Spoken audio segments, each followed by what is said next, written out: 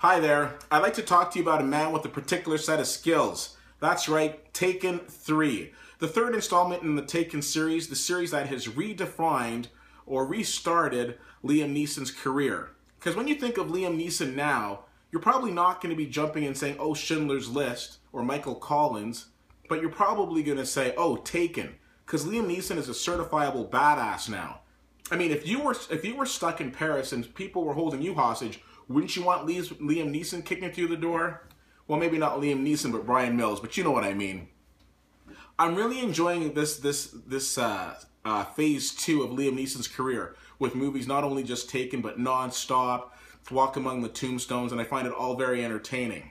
So this movie comes out, and I've heard everything from, oh my god, another Taken movie, I don't want that, to, alright, this is Taken, this is going to be exciting because we know he's a badass. So here's my take on the movie. Movie starts off and we basically see Brian Mills is just chilling, just kind of, living his life. He's trying to maintain some semblance of a relationship with his ex-wife for the sake of their daughter. But the next thing you know, Lenore, played by Famke Janssen, ends up getting murdered and her body's in Brian's bed. Brian comes home and finds this, and of course, conveniently, not only a few moments later, the police show up. Well, Brian's on the run now. And someone's in trouble now because when Brian is pissed off, it isn't good for anybody. He is out to find out who killed Lenny and protect Kim at the same time because she could be in danger as well. Of course, Kim is played by Maggie Grace, and I've got to say, I love her transformation in this series. When we first met her in the first Taken movie, a very naive young lady, her big dreams in life were following U2 for a summer, and now we see her growing up and making bigger, more adult-like decisions. And we also see that she's very much becoming her father's daughter and that she's not to be trifled with. The other thing that I liked about this movie as well was we were introduced to his old secret ops buddies in the first movie, and we see them in this movie, and we also see the strength of their friendship. I don't want to give away too much, but I'll leave it at that. Along for the ride in this movie is Forest Whitaker. Now, Forest Whitaker plays the detective who's hell-bent on tracking down Brian Mills. Some people have made the comparison between Taken 3 and The Fugitive. And I guess it makes sense. You've got a murdered wife, you've got somebody wrongly accused, you've got an officer hell-bent on bringing them in. But here's the problem.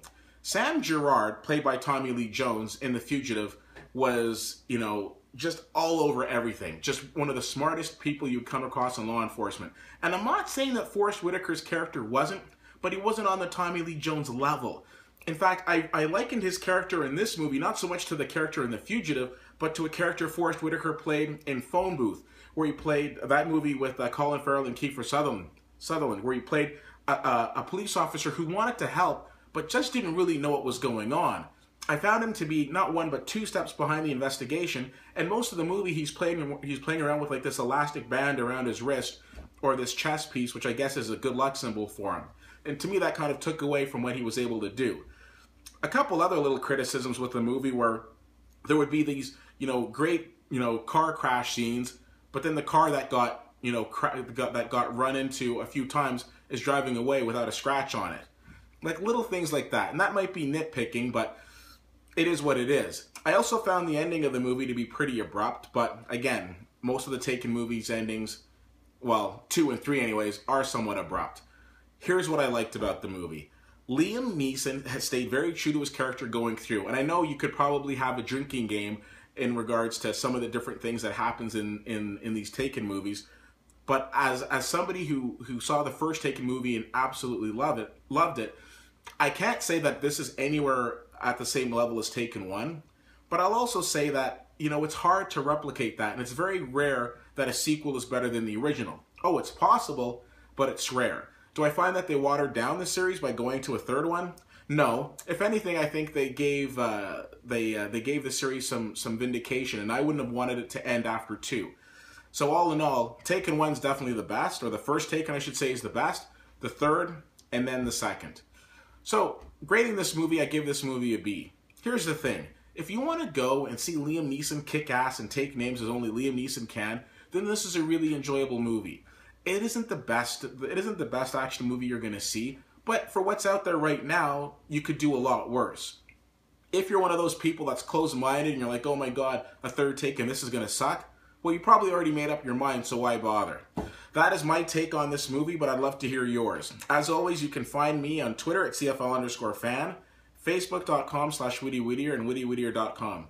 Thank you so much for checking out this blog, and I'll see you at the movies.